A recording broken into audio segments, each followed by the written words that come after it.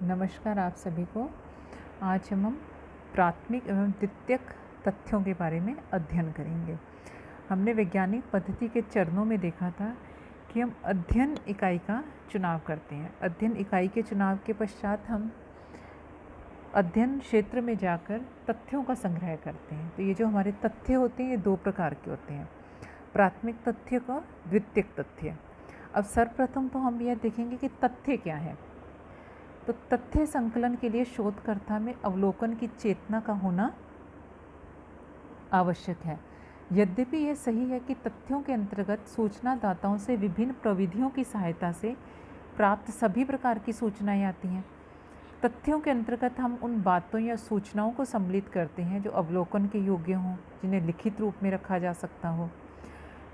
वैज्ञानिक ज्ञान की सीमाओं के विस्तार हेतु शोध प्रयत्नों के आधार पर संकलित की गई साधारण सी लगने वाली छोटी छोटी सूचनाएं भी बहुत अधिक लाभदायक होती हैं।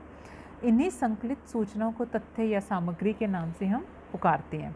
ऐसे ही तथ्यों या सामग्री के आधार पर ही वैज्ञानिक निष्कर्ष निकाले जाते हैं और नियमों का प्रतिपादन या सिद्धांतों का निर्माण किया जाता है।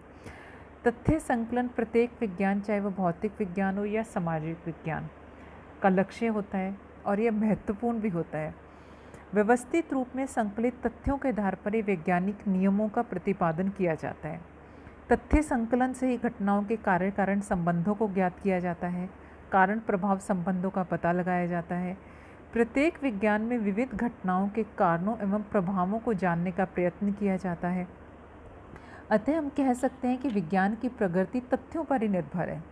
अन्य शब्दों में प्रत्येक विज्ञान तथ्यों के आधार पर ही आगे बढ़ता है, ना कि कल्पनाओं के आधार पर। तो तथ्य क्या है? तथ्य का तात्पर्य ऐसी सभी सूचनाओं, सामग्री व आंकड़ों से है जो कि क्षेत्रीय कार्य और द्वितीयक स्रोतों के माध्यम से प्राप्त किए जाते हैं। अब तथ्यों के प्रकार क्या हैं? अब हमने तथ्यों का अर्थ देखा, तो अब तथ्यों के प्रकार हैं। तथ्य दो प्रकार के होते हैं, प्राथमिक तथ्य और द्वितीयक तथ्य। प्राथमिक तथ्यों का संकलन प्रथम बार शोधकर्ता या उसके सहायकों द्वारा क्षेत्रीय कार्य के आधार पर किया जाता है, जबकि द्वितीयक तथ्यों के अंतर्गत हम उन तथ्यों को सम्मिलित करते हैं जिनका संकलन किसी अन्य अध्ययनकर्ता, शोधकर्ता, किसी संस्था या संगठन द्वारा किया गया हो।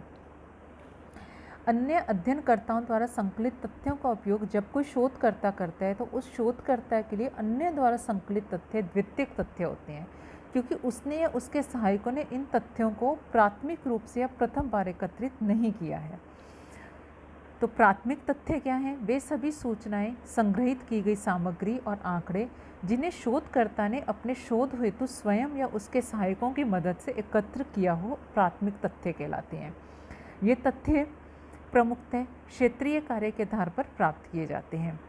पीवी यंग के अनुसार प्राथमिक तथ्य सामग्री का तात्पर्य उन सूचनाओं व आंकड़ों से है जिनको पहली बार संकलित किया गया हो तथा जिनके संकलन का उत्तरदायित्व शोधकर्ता या अन्वेषणकर्ता का अपना हो।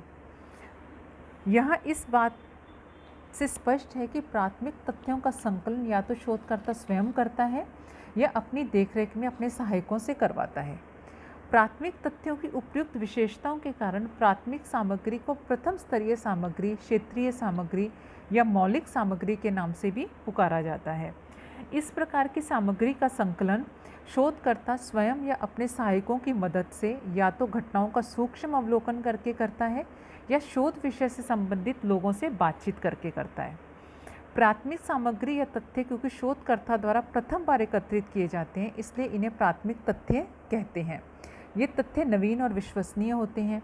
इन्हीं तथ्यों के अधिक विश्वसनीय होने का कारण यह भी होता है कि इन्हें शोधकर्ता नियंत्रित रूप से अपनी प्राकल्पना के सत्यापन की आवश्यकता एवं अपने अध्ययन के उद्देश्यों को ध्यान में रखकर स्वयं संकलित करता है।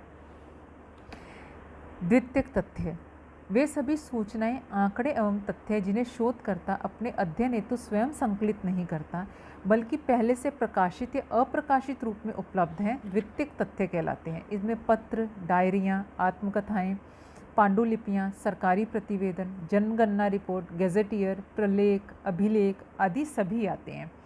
इनका तात्पर्य है कि द्वितीयक तथ्य पहले से ही उपलब्ध होते हैं जिनका उपयोग कोई शोधकर्ता अपने शोध के विषय की आवश्यकता के अनुसार करता है। किसी शोधकर्ता या संगठन द्वारा इस प्रकार की सामग्री या तथ्य से पहले से ही संकलित किए हुए होते हैं।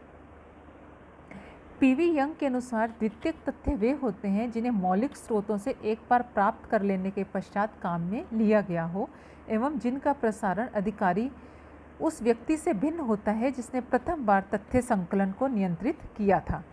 स्पष्ट है कि द्वितीयक तथ्य वे तथ्य हैं जिनका एकत्रीकरण स्वयं शोधकर्ता या उनके सहायकों द्वारा नहीं किया गया, परंतु जिसने किसी अन्य अध्ययन हेतु किसी व्यक्ति या संस्था द्वारा संकलित सामग्री का उपयोग किया हो। इस सामग्री या तथ्यों का उपयोग करने वाला इसके क्षेत्रीय संकलन से संबंधित नहीं होता।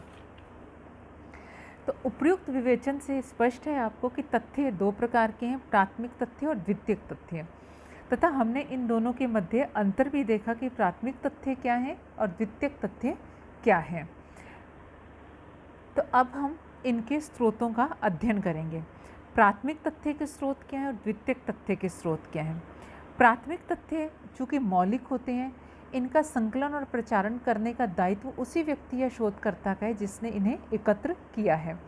तो प्राथमिक तथ्यों का जो संकलन है वह शोधकर्ता अध्ययन क्षेत्र या जो अध्ययन की इकाई है वहाँ जाकर करता है। वहाँ वह अध्ययन की इकाई व्यक्ति से सीधा संपर्क कर तथ्य संकलित करता है या वो किन्हीं अन्य प्रविधियों का प्रयोग कर भी तथ्यों का संकलन करता है। इन प्रविधियों में साक्षात्कार, अवलोकन, प्रश्नावली, अनुसूची आदि प्रविधियाँ आती हैं। और जबकि द्वितीयक तथ्यों के अंतर्गत हम देखते हैं कि व्यक्तिगत प्रलेख, डायरी, पत्र, जीवन इतिहास, आपकी गेजेटियर, संस्मरण, सार्वजनिक प्रलेख, ये सभी द्वितीयक तथ्यों के अंतर्गत आते हैं। द्वितीयक तथ्यों में हम पहले से प्रकाशित आंकड़ों का प्रयोग करते हैं, जबकि जो प्राथमिक तथ्य होते हैं इनका जो संकलन है वो अध्ययनकर्ता द्वारा स्वयं क्षेत्र में जाकर किया जाता है। धन्यवाद।